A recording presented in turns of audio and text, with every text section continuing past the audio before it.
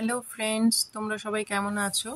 দেখো, এটা রামায়ণ মহাভারতের সেটের পরে আমরা চলে গেছিলাম। একটা ট্রেন দাঁড় করানো ছিল, রিয়েল ট্রেন না এটা, তোমার দেখতেই পাচ্ছ এই যে ট্রেনটা, এটাতে শুটিংয়ের জন্য এই ট্রেনটা ইউজ করা হয়। এরপর এটা একটা তোমার স্টেশন, এখানে আমরা দেখে এরপর নেক্সট শুটিং ফ্লোরের উদ্দেশ্যে আমরা রওনা দেব। এখানে বাসের জন্য ওয়েট করছি।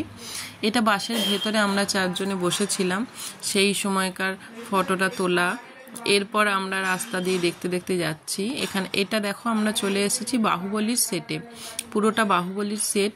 এখানটা খুব সুন্দর, এত সুন্দর জায়গাটা, এত বিশাল। এই যে বাহুবলীতে যে দামামাগুলো বাজানো হয়েছিল সেইগুলো, আর এইটা হচ্ছে বিশাল বড় গেটটা।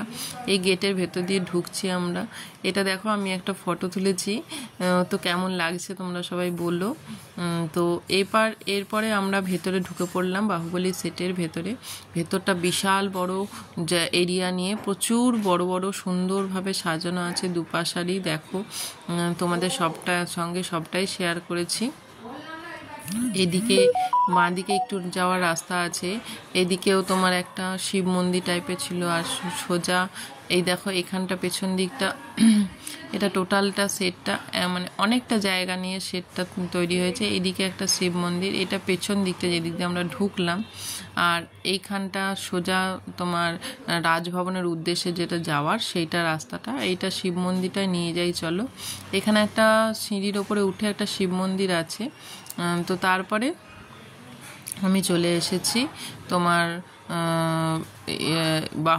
এই তোমার শিব মন্দিরের কাছেই চলে এসেছি। এই যে শিব মন্দিরটা দেখতে পাচ্ছ, এখানে অনেকটা সিঁড়ি উঠে একটা শিব মন্দির ছিল। বাহুবলীতে যে শিব মন্দিরটা তোমরা দেখেছো সেটাই এটা শিব মন্দিরটা। এখানটা তারপরে একটু এগিয়ে এসে বাহুবলীর যে সিংহাসনটা নিয়ে যুদ্ধ লেগেছিল, সেই সিংহাসনেই আমি বসে আছি। যদি ভালো লাগে তোমরা প্লিজ কমেন্ট করে জানিও।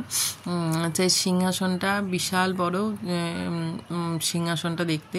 তো ওখানের মধ্যে আমি আর লোভ সামলাতে পারলাম না, আমি আমার ফটোটা তুলে নিলাম সিংহাসনের। এইরকম সিংহাসন আর একটাও ভেতরে আছে। তো জায়গাটা খুব সুন্দর ছিল। এইখানটা হচ্ছে মেন যে ঢুকতে যে রাজমহলটা, সেইটার সামনেটা সেটটা এরকমভাবে সাজানো ছিল। দুপাশারই গাছ লাগানো ছিল, প্রচুর গাছ লাগানো ছিল। এইখানটা দেখতেই পাচ্ছ, দুটো পরপর রাস্তা দেওয়া আছে, এই রাস্তা ধরে এগিয়ে যেতে হবে। এখানে যে রাজমহলের মধ্যে একটা চাকা দেওয়া ছিল, সেই চাকার সামনে আমরা সবাই ফটো তুলেছি। আমি আমার মাকে নিয়ে প্রথমে ফটো তুলেছি, তারপরে তোমার আমার বাবা, ভাই, একে একে সবাই আমরা এটার সামনে ফটো তুলেছি। কারণ এত সুন্দর একটা তোমার ফটোজেনিক প্লেস।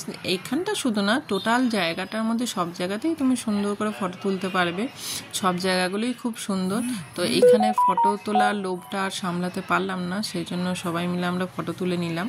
তারপরে আবার আমার মা বাপি আবার ঘোড়ার সামনে ফটো তুললো।